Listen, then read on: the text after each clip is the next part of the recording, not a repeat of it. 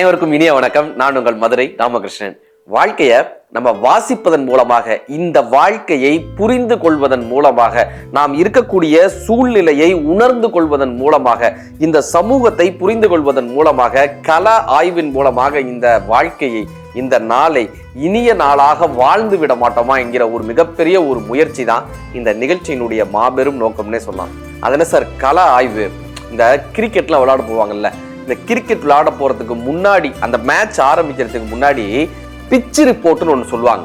அது என்னப்பா பிச் ரிப்போர்ட்னா, இந்த பிச் எப்படி இருக்கு, இன்னைக்கு மழை வந்திருக்கா, மண்ணு காஞ்சிருக்கா, இந்த பால் எப்படி ஸ்விங் ஆகும், இங்க ஸ்பின் எடுக்குமா, ஃபாஸ்ட் பவுலிங் எடுக்குமா, பேட்டிங்க்கு சாதகமான பிச்சா, பவுலிங்க்கு சாதகமான பிச்சா, இந்த 4 லைன் எப்படி இருக்கு, 6 லைன் எப்படி இருக்கு, புல்லு எப்படி, எல்லாத்தையும் பேசுவாங்க. இந்த பிச் ரிப்போர்ட் அப்படின்றது எல்லாத்தையும் கவர் பண்ணி, இந்த வெதர் எப்படி இருக்கு, மழை பெய்யுமா பெய்யாதா, இது யாருக்கு சாதகமாக இருக்கோ, எந்த நாடு, இப்படி ஒரு களத்தை, ஒரு விளையாட்டை ஆரம்பிப்பதற்கு முன்னால் எப்படி ஒரு களத்தை அப்படி ஆய்வு பண்றாங்களோ, அப்படி நாம ஒரு செயலை செய்வதற்கு முன்னால் அந்த களத்தை முழுவதுமாக ஆய்வு செய்து பின்பு அந்த செயலை தொடங்கணும்ன்றாங்க. நீங்க ஒரு இடம் வாங்குறதாக இருக்கட்டும், அல்லது ஒரு பள்ளிக்கூடத்துல கொண்டு போய் தன்னுடைய குழந்தையை சேர்க்கக்கூடிய விஷயமாக இருக்கட்டும், நம்ம மேம்போக்கா ஒரு விஷயத்தை செஞ்சிடக்கூடாது.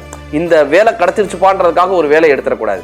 இந்த வேலையினால நம்ம வாழ்க்கை முன்னேற்றம் அடையுமா, இன்னும் 5 வருடம் கழித்து நம்ம எப்படி இருப்போம், இந்த தளம் நமக்கு பிடித்த தளமா, ஒரு கள ஆய்வு. நம்ம குழந்தைய இந்த ஸ்கூல்ல சேர்த்தோம்னா அவனுடைய எதிர்காலம் எப்படி இருக்கும், இந்த ஸ்கூலுக்கு போக்குவரத்து சரியா இருக்கா, அங்க இருக்கக்கூடிய டீச்சர்ஸ் தரமானவர்களா இருக்காங்களா, பிளே கிரவுண்ட் இருக்கா, லைப்ரரி இருக்கா, அங்க என்ன மாதிரியான சாதித்த மாணவர்கள் இருக்காங்க, ஒரு கள ஆய்வு. ஒரு கள ஆய்வு. எந்த ஒரு செயலை செய்ய போனாலும், இங்க இடம் கம்மியா இருக்குன்றதுக்காக ஒரு இடத்த வாங்கி போட்டு அதுல வீடை கட்டி அந்த வீட்டுக்கு போக முடியாதவங்க நிறைய பேர் இருக்காங்க சார். நிறைய பேர் சார், ஏதோ ஒரு காட்டுக்குள்ள இடம் வாங்கி போட்டு அதுல ஒரு வீட்டை கட்டி, வீடு கட்டணும் அப்படின்றதுக்காக வீடை கட்டி அந்த வீட்டுக்கே போக முடியாம, அல்லது அந்த வீட்டுல இருந்த பயமா இருக்குன்னு வெளியே வந்தவங்க எத்தனையோ பேர் இருக்காங்க. என்ன அர்த்தம்? வேலையை முடிச்சுடுவோம், ஆனா கள ஆய்வு இல்லாத காரணத்தினால அது பயன்படாம போயிடும்.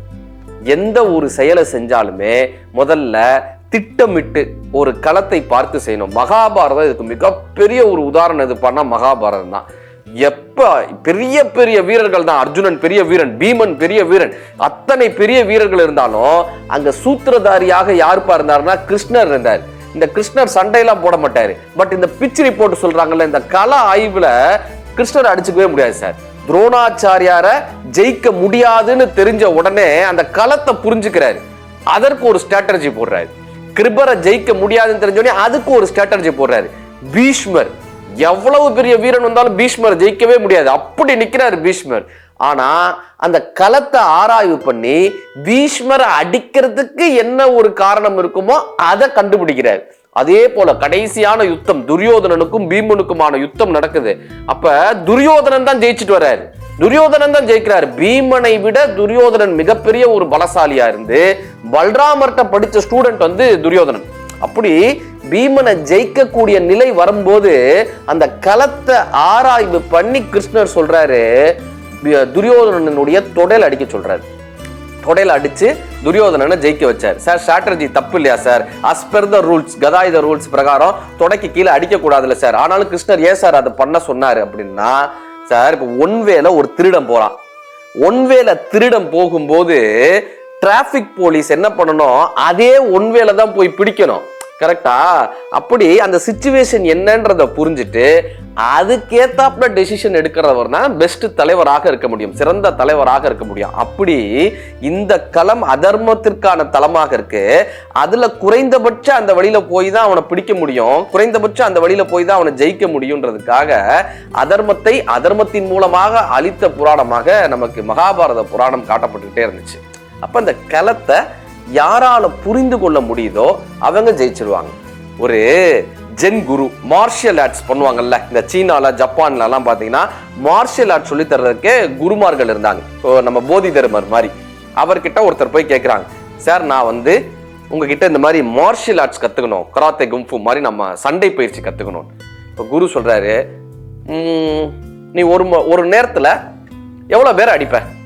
ஒரு நேரத்துல எவ்வளவு பேர் அடிப்ப? நான் ஒரு 150 பேர் வந்து அப்படி அடிச்சு தூக்கி எரிஞ்சிருவேன். சினிமா ஹீரோ மாதிரி சொல்லியிருக்காரு. நான் ஒரு 150 பேர் அடிச்சு தூக்கி எரிஞ்சிருவேன். இப்ப குரு சிரிச்சிருக்காரு. உன்னால மார்ஷியல் ஆர்ட்ஸ் கத்துக்க முடியாது, போயிட்டு வான்னு இருக்காரு. ஒரு 6 மாசம் ஆச்சு, திரும்ப வந்தான். இப்ப குரு கேட்டாரு, உன்னால எத்தனை பேர் அடிக்க முடியும்? நான் ஒரு 50 பேர் அடிப்பேன் குரு, 50 பேர் அடிச்சிருவேன். ஒன்னும் கத்துக்க முடியாது, போயிட்டு வா அப்படின்ட்டாரு. இன்னொரு 6 மாசம் ஆச்சு, திரும்ப வந்தான். இப்ப கேட்டார், உன்னால எத்தனை பேர் அடிக்க முடியும்? அந்த மாணவனுடைய பதில் என்ன தெரியுமா? அதை என்னால் இப்ப சொல்ல முடியாது, நான் எதிரிகளை பார்க்கணும், நான் எந்த இடத்துல சண்டை போடுறேன்ற களம் எனக்கு தெரியணும், எதிரிகளினுடைய பலம் என்னன்னு தெரியணும். அது தெரியாம, எதிரியினுடைய பலம் என்னன்னே தெரியாம நான் இதை சொல்ல முடியாது குரு, நான் எப்படி எத்தனை பேர் அடிப்பேன்னு எப்படி சொல்ல முடியும்? குரு சொன்னார், that is the correct answer. இப்பதான் நீ மார்ஷியல் ஆர்ட்ஸ் கத்துக்கிறதுக்கு முழுமையான தகுதியானவனாக வந்தார். நம்ம எந்த தளத்துக்கு போறோம், அந்த தளத்தினுடைய பலம் என்ன, அது தெரிந்தா மட்டும்தான் அதுல மோதவே முடியும். சார், மாவீரன் அலெக்சாண்டர்ட்ட சொல்றாங்க, சார் இந்த இடத்துக்கு நீ போவேனாப்பா, அங்க பெரிய நோய் தொற்று உருவாகுது, நீங்க போவாதீங்கன்ற. இப்ப அலெக்சாண்டர் உடல் ரீதியா பெரிய பலசாலி, மாவீரன் பேர் வாங்கினவரு. ஆனா இந்த நோய் தொற்றை பத்தி அவனுக்கு அறிவு இல்லை. அவர் நேரா அங்க போனார். அதெல்லாம் கிடையாது, எனக்கு இத்தனை பெரிய படை இருக்கு, என்னையெல்லாம் எதுவும் செஞ்சிட முடியாதுன்னு போனார். ஆனா நோய் தொற்று இறந்து போனார். சோழர்களினுடைய பெரிய பலம் என்ன தெரியுமா? நம் தமிழர்களுடைய சோழர்களுடைய பெரிய பலம் என்ன தெரியுமா? காலாட்படையா, குதிரைப்படையா, யானைப்படையா, கடற்படையா, கப்பற்படையா, எல்லா படையும் இருந்தது சார், எல்லா படையும் இருந்தது. ஆனா எல்லா படைகளும் மீறி ஒரு படைகளை சோழர்கள் வச்சிருந்தாங்க. அதுதான் ஒற்றர் படை. ஒற்றனுக்கு ஒற்றன் இருப்பார். ஒரு ஒற்றன் ஒரு மன்னனை வேவு பார்ப்பாங்க, அந்த ஒற்றனை இன்னொரு ஒற்றன் வேவு பார்ப்பாரு சார், அந்த ஒற்றனை இன்னொருத்தன் வேவு பார்ப்பான் சார். அப்படி ஒற்றருக்கு ஒற்றர், ஒற்றருக்கு ஒற்றர்னு வைத்து இந்த ஒற்றர் படை என்னப்பா போடுவாங்கன்னா, அந்த களத்தை, அந்த அரசரை பற்றிய களத்தை, அந்த ஒரு நாட்டை பற்றிய களத்தை, ஒரு பிரச்சனையை அக்கு வேற ஆணி வேற தீர்வா அப்படி கொடுத்துருவாங்க. இதுதான் அங்க நடக்குதுன்னு ஒரு பெரிய ரிப்போர்ட் வந்துடும். முதல்ல ஒரு நாட்டின் மீது படையெடுத்து செல்வதற்கு முன்னாடி அந்த நாடு எப்படிப்பட்டது, அரசன் எப்படிப்பட்டவன், மக்கள் எப்படிப்பட்டவர்கள், போர் திறன் எப்படிப்பட்டது, படை வீரர்கள் எப்படிப்பட்டவங்கன்னு முழு விவரமும் அந்த களத்தை பற்றி தெரிந்த பின்புதான் சோழர்கள் படையெடுக்கவே தொடங்குவாங்க. ஒற்றர் படைதான் நம்மிடையே இருந்த மிகப்பெரிய ஒரு பலம்னே சொல்லலாம். இப்படி எதுக்குப்பா இந்த கள ஆய்வுன்னா, எந்த பிரச்சனை வந்தாலுமே ஒரு கள ஆய்வு இருந்துச்சுன்னு வச்சுக்கோங்களேன், அந்த சிச்சுவேஷன் இருந்துச்சுன்னா அதுக்கு என்ன சொல்யூஷன் கண்டுபிடிச்சிடலாம் சார். சிம்பிளான சொல்யூஷன் ஏதாவது இருக்கும், அதை ஈஸியா நம்ம கண்டுபிடிக்கணும்னா முதல்ல அந்த சிச்சுவேஷன் நமக்கு புரியணும். இப்போ சாஃப்ட்வேர் கம்பெனியில் என்ன சொல்லுவாங்கன்னா, ஒரு கோடிங் அடிக்கிறதுக்கு முன்னாடி அந்த பிஸ்னஸ் உங்களுக்கு தெரிஞ்சிருக்கணும் அப்படின்வாங்க. பிஸ்னஸ் ரெக்யர்மெண்ட் டாக்குமெண்ட் அப்படின்னு ஒன்று சொல்லுவாங்க, BRD, பிஸ்னஸ் ரெக்யர்மெண்ட் டாக்குமெண்ட். ஒரு கோடை போய் அப்படியே அடிச்சிட முடியாது, நீங்க அப்படியே ஒரு வெப்சைட்டை கிரியேட் பண்ணிட முடியாது. முதல்ல அந்த பிசினஸ் என்னன்னு தெரிஞ்சா மட்டும்தான், BRD பிசினஸ் ரெக்யர்மெண்ட் டாக்குமெண்ட்டை படிச்சு அந்த பிசினஸ் என்னன்னு தெரிஞ்சாதான் அவங்களால அந்த கோடிங்கே அடிக்க முடியும். அப்படி முதல்ல அந்த தளத்தை புரிஞ்சுக்கணும். வாலி அவர்கள் ஒரு அருமையான விஷயம் சொன்னார். முகமது பின் துக்லக் அப்படின்னு ஒரு படம் சோ அவர்கள் எடுக்கிறார். இந்த முகமது பின் துக்லக் படம் எடுக்கும்போது அவ்வளவு எதிர்ப்பான் அந்த படத்துக்கு. ஏன்னா அந்த படத்துல இஸ்லாமியர்களை பற்றி குறைத்து சொல்கிறாரா ஷோ அப்படின்னு சொல்லி ஒரு பெரிய எதிர்ப்பு கிளம்புது. இஸ்லாமியர்கள் பற்றி ஏதோ குறைத்து சொல்கிறார் போலன்னு ஒரு வதந்தி பரவுது. அதனால அந்த படத்துக்கு பெரிய எதிர்ப்பு கிளம்புது. இப்ப வாலி அவர்கள் அந்த படத்தை பாக்குறாரு, அதுல அந்த மாதிரி எதுவுமே கிடையாது. இப்ப வதந்தியின் மூலமாக சில பிரச்சனைகள் கிளம்புறதுன்னு தெரிஞ்ச உடனே வாலிகிட்ட கேட்கிறாங்க, இதுக்கு என்ன தீர்வு பண்ணலாம் அப்படின்னு. சார் ரொம்ப அழகா ஒண்ணு பண்ணார் சார். படத்தினுடைய ஓப்பனிங்க அல்லாஹ் அல்லான்னு இறைவனினுடைய பெயரை கொண்டு ஒரு பாட்டு எழுதுறாரு. அல்லாஹ் அல்லான்னு அந்த பாட்டு எழுதுறாரு. அந்த பாட்டு பயங்கர ஹிட் ஆகுது, எல்லா மக்களுக்கும் பிடித்த பாடலாக மாறுகிறது.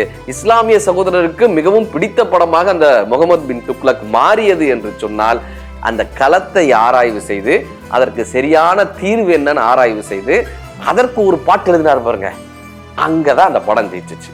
நம்ம கிட்ட ஒரு பிரச்சனை வருதுன்னா உடனே பதட்டப்பட்டுறக்கூடாது, அல்லது உடனே தீர்வு சொல்லிடக்கூடாது, உடனே கோவப்பட்டுறக்கூடாது.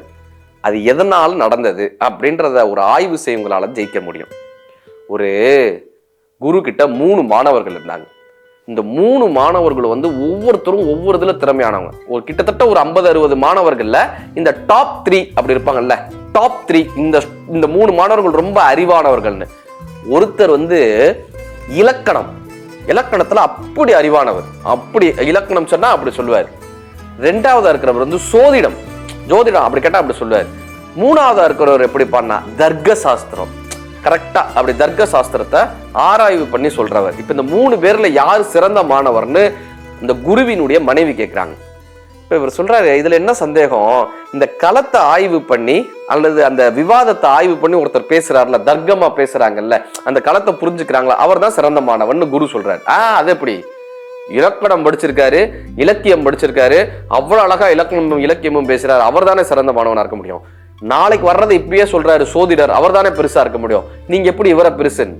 இப்ப மறுநாள் குரு ஒரு விஷயம் பண்றாரு, நான் சொல்றத இந்த 3 பேர்கிட்டயும் சொல்லு, அவங்க என்ன பதில் சொல்றாங்கன்னு கேட்டுட்டு என்கிட்ட சொல்லுன்ட்டு போயிட்டாரு.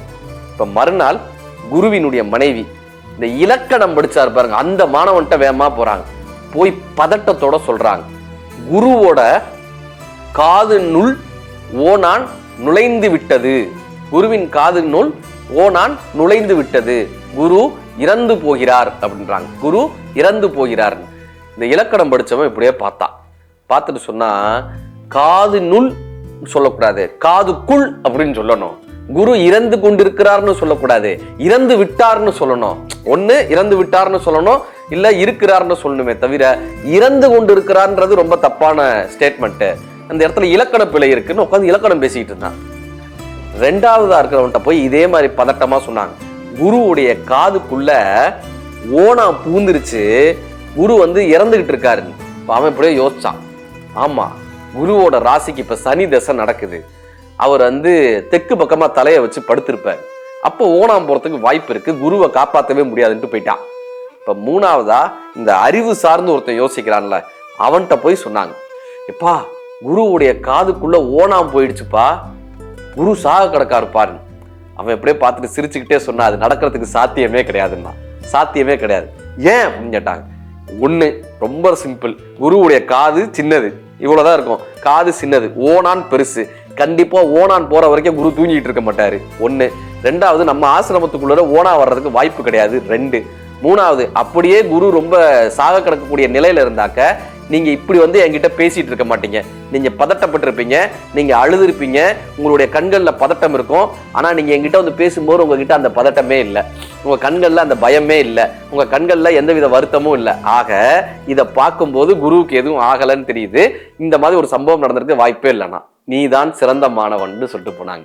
நமக்கு எவ்வளவு அறிவு இருந்தாலும் அந்த சூழ்நிலையை யாரால் புரிந்து கொள்ள முடிகிறதோ அவர்கள் தான் சிறந்த மாணவர்கள்.